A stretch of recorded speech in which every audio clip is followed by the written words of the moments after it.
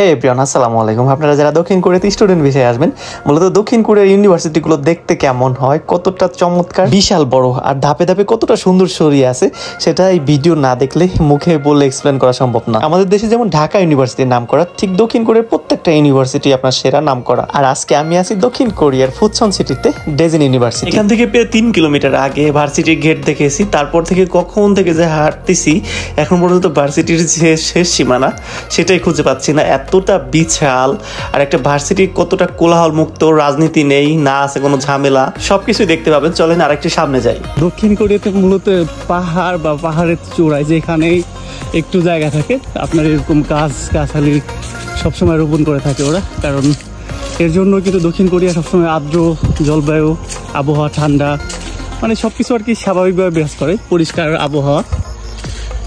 দেখেন পাহাড়ের মাঝে কি মোটা মোটা গাছ, বাংলাদেশ হলে তখন কেটে সব সাবা করে ফেলতো, খড়ি বানাই ফেলতো। এটা কোথায়? ডেজিন ইউনিভার্সিটি ফুচন। এইখানে আসছি আমরা, সেই দূর থেকে আসছি, এটা বন্ধুর এলাকা। এটা হচ্ছে ক্যাম্পাসের স্টেডিয়াম, এতটা দারুণ করে সাজানো। আর যেখানে বাংলাদেশের সব থেকে জনপ্রিয় ডক্টর মিজানুর রহমান আজাহারি আর শেখ আহমদুল্লাহ, তারা দুজন আসছিল ওয়াজ করতে।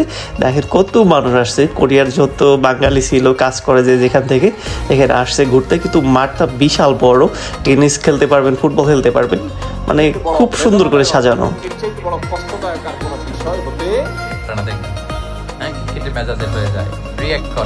প্রত্যেকটা ইউনিভার্সিটিতে এরকম বিশাল বড় বড় আপনার সুন্দর করে সাজানো খেলার মাঠগুলা থাকে। অনেক অনেক ক্যাম্পাস, চলেন একটা দুইটা ক্যাম্পাসের ভিতরে ঘুরে আসা যাক।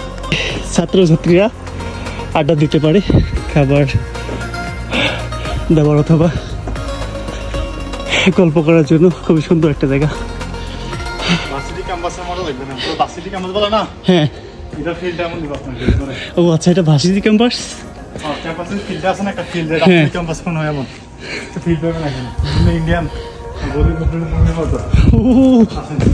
এটা ভিতর না, মাশাআল্লাহ। এটা হচ্ছে এই যে ডেজিন ইউনিভার্সিটি, তার ভিতরকার পরিবেশ কতটা সুন্দর দেখেন। একটা ছাত্রদের যেটা সংগঠন, দল, কত কিছু থাকে, বাংলাদেশে কিছু নাই, একদম নীরব, কোলাহল মুক্ত।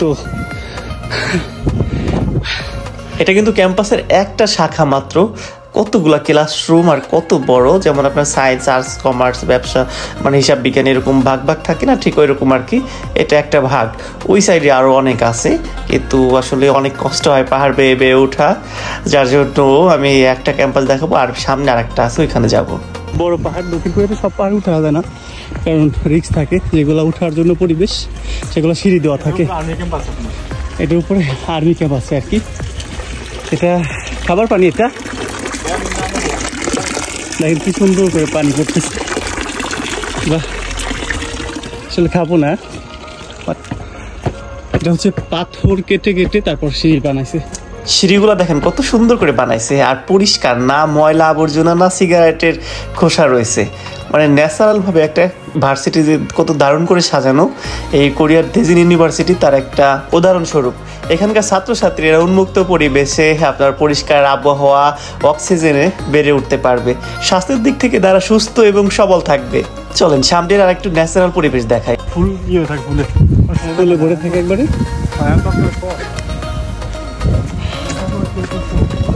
আমি গত আধা ঘন্টা ধরে হাঁটতেছি, ক্যাম্পাসের এক সাইড থেকে আরেক সাইডে যাইতে পারতেছি না, জানি না আর কত বিশাল হবে এটা।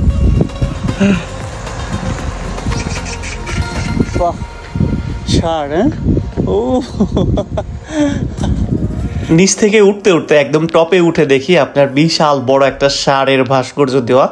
আসলে এটা দিয়ে অনেক বড় কিছু বোঝাইছে, মিনিংফুল। এটা ধরেন এখান থেকে পড়ালেখা করে সবাই অনেক শক্তিশালী হবে, এরকমই আর কি বোঝাইছে মনে হয়।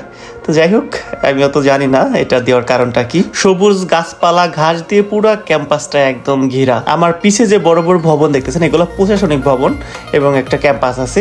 আবার আমার এই সাইডে আর একটা ক্যাম্পাস আছে, চলেন ওইদিকে একটু ঘুরে আসি, তাহলে বুঝতে পারবেন। এই যে এটা হচ্ছে ক্যাম্পাস। এখানে আপনার ক্যাম্পাসের ভিতরে কিন্তু ছোটদের খাবারের জন্য বড় বড় আপনার সিইউ, 7-11 এই টাইপের যে ইন্টারন্যাশনাল দোকানপাট হয় সেগুলো আছে আর কি। আমাদের বাংলাদেশের মতো আবুল তাবুল দোকানপাট দিয়ে ভরা না, এখানে সব সবকিছু পরিষ্কার এবং সরকারিভাবে পারমিশন নিয়ে সবকিছু করতে হয়। আমার তো এই ক্যাম্পাস ছেড়ে কখনো যেতে ইচ্ছা করতেছিল না, এতটা সুন্দর মানে বলে বোঝাতে পারবো না। আপনি যদি কখনো স্টুডেন্ট ভিসায় এখানে আসেন বা কখনো ঘুরতে আসেন, একদম মন প্রাণ ভরে যাবে।